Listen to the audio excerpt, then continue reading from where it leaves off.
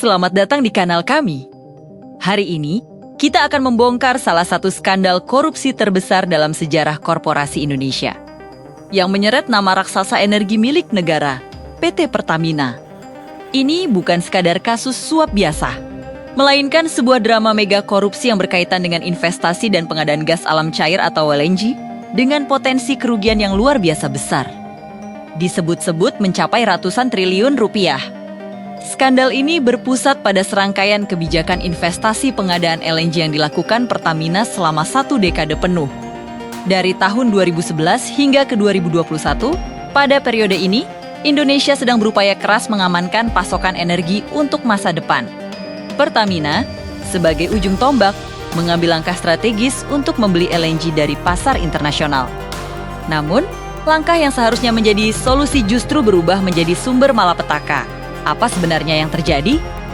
Inti dari permasalahan ini adalah serangkaian keputusan investasi yang diduga diambil secara sepihak oleh jajaran direksi pada masa itu. Penyelidikan oleh Komisi Pemberantasan Korupsi atau KPK berfokus pada kontrak pengadaan LNG dari luar negeri. Salah satunya yang paling disorot adalah kontrak jangka panjang dengan perusahaan asal Amerika Serikat, Corpus Christi CCL. Masalah utamanya adalah pengadaan ini diduga kuat dilakukan tanpa melalui analisis yang cermat dan mendalam. Tidak ada studi kelayakan yang memadai mengenai berapa sebenarnya kebutuhan gas di dalam negeri. Bayangkan, sebuah keputusan investasi raksasa bernilai miliaran dolar yang akan mengikat Pertamina selama bertahun-tahun, dibuat tanpa ada laporan atau persetujuan dari Dewan Komisaris. Apalagi dari Rapat Umum Pemegang Saham atau UPS, ini adalah sebuah penyalahgunaan wewenang yang sangat serius, di mana keputusan strategis sebesar ini diambil tanpa pengawasan yang semestinya.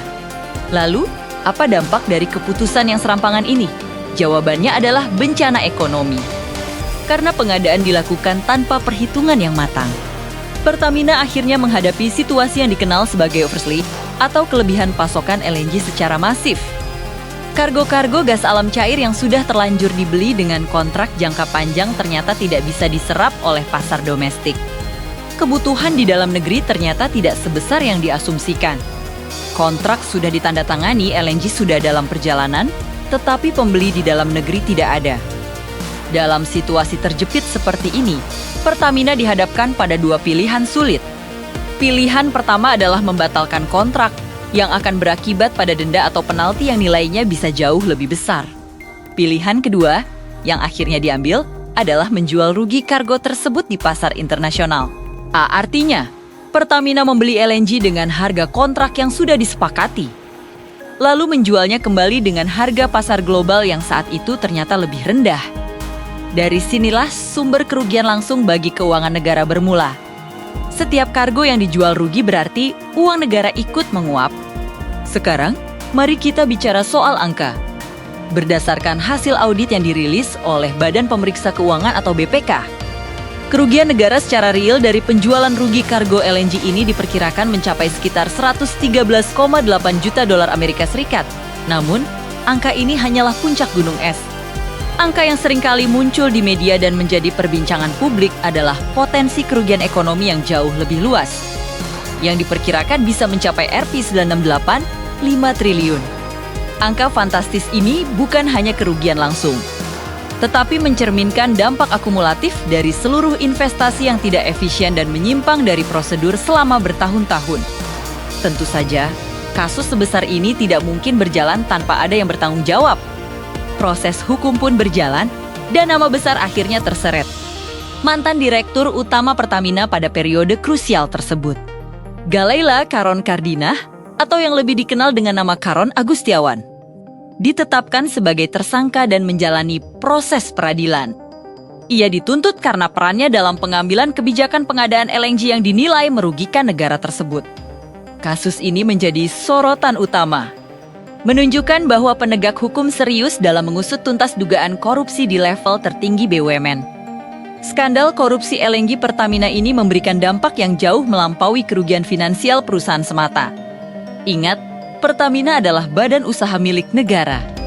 Kerugian yang dialami Pertamina pada akhirnya menjadi beban bagi anggaran pendapatan dan belanja negara, yang berarti uang rakyat, uang kita semua, ikut menanggung akibatnya. Lebih dari itu, ketidakefisienan dan penyimpangan dalam proyek energi skala besar seperti ini dapat mengganggu stabilitas dan tata kelola energi nasional. Keputusan yang salah di tingkat direksi bisa merusak fondasi keamanan energi sebuah bangsa untuk jangka panjang.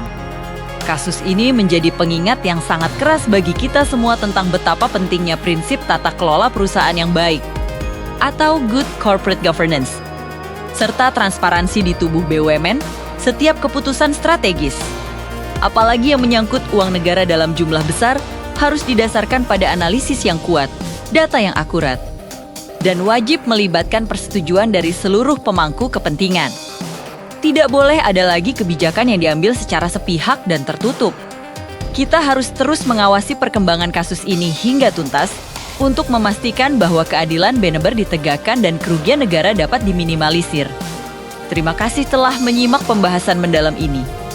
Jangan lupa untuk subscribe, like, dan bagikan video ini agar semakin banyak yang sadar akan pentingnya mengawal uang negara. Sampai jumpa di video selanjutnya.